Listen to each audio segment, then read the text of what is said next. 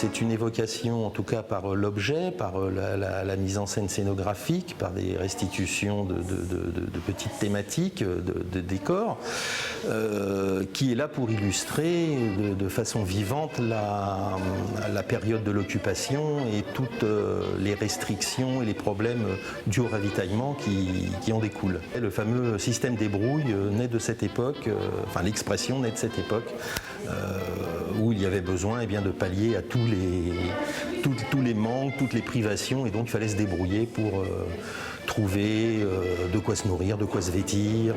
Il y a des gens qui font des chansons sur le milieu, oh quelle rigolade. Ils ne savent pas comment nous vivons et balancent sur nous des salades.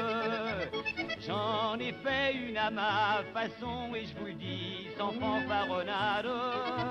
Ça ne casse rien, mais l'air est très bien et vous chanterez tous au revoir. Le musée de la Résistance de Limoges, au travers de cette exposition, a visé deux grands thèmes qui sont l'alimentation, la nourriture, et aussi comment se vêtir, donc qui sont les deux premiers soucis de l'être humain, manger et protéger son corps. Elle est différente, cette petite femme-là. C'est phénoménal la grâce qu'elle a. Elle est aussi souple qu'un roseau, légère comme un oiseau. Quoiqu'un peu timide et manquant d'appât, elle est très gentille et ne me déplaît pas. Parmi toutes celles qui sont là, il n'y en a pas deux comme ça. Alors dans cette armoire, on a un petit échantillonnage d'objets, de documents qui permettent d'avoir un aperçu des accessoires de mode, essentiellement féminins, avec toute la problématique aussi des restrictions, des manques de matières premières pour fabriquer. Donc on a quelques anecdotes comme ici, donc des tickets de rationnement pour obtenir du savon, puisque le savon était contingenté. Si on prend l'exemple d'un savon de Marseille qui contient 70% d'huile d'olive, sous l'occupation, on trouvera des savons avec plus que 10% d'huile. Donc accessoires purement féminins à l'époque, donc les bas qui étaient faits de soie. Le nylon est inventé par les Américains juste avant la guerre, et le bas nylon ne sera commercialisé aux États-Unis qu'en 1941, dû à la pénurie justement de soie. Mais il n'arrivera en France qu'à partir de 1944-45 avec la libération, et donc le bas de soie finit par disparaître des magasins, et les femmes qui veulent rester coquettes et avoir les jambes un peu colorées vont utiliser des lotions ou des poudres qu'elles appliquaient sur les jambes.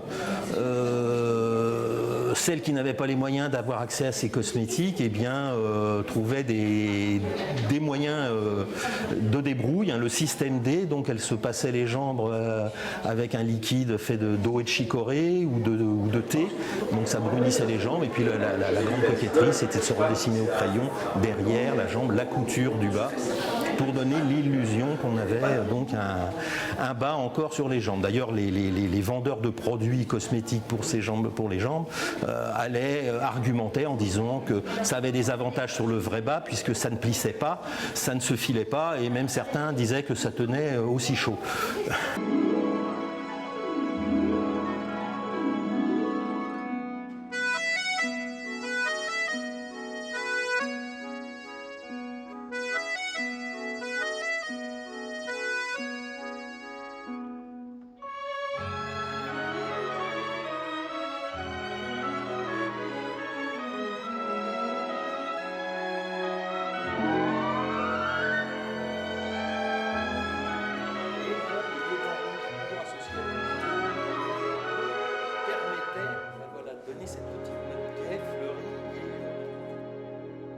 Alors l'essentiel des pièces sont une collection qui vient donc de la compagnie Paris-Province, donc tout un tas d'objets reconstitués, répertoriés, donc qui servent à créer des scénographies, qui servent aussi pour des tournages, tout un tas de choses. Voilà. La plupart sont originales, il y a quelques facsimilés. Voilà, il y a beaucoup d'originaux, surtout dans les documents. Certaines pièces, notamment de vêtements, sont des reconstitutions faites d'après des patrons d'époque ou des documents d'époque. Donc on essaye de lier à la fois de l'objet d'époque, de l'objet refabriqué, et qui permettent ensuite de refaire une mise en scène vivante de tout ça. Elle est très gentille, elle ne me déplaît pas. Parmi toutes celles qui sont là, il y en a pas deux comme ça.